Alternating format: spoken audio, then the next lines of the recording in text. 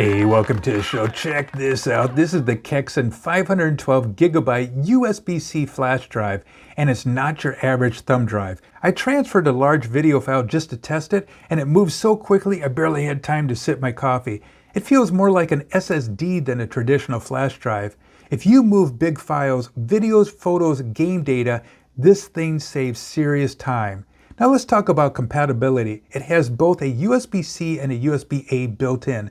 So you can plug it into a modern USB-C phone like the iPhone 15, 16, 17 series, Android devices like my Galaxy S25 Ultra, tablets, laptops, smart TVs, car audio systems, and even game consoles.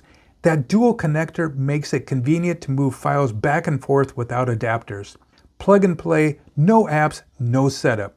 Design-wise, it has a smooth 360-degree swivel that protects the connectors, and there's a keychain loop so you can toss it onto your keys or your bag. It's small, durable, and totally travel ready.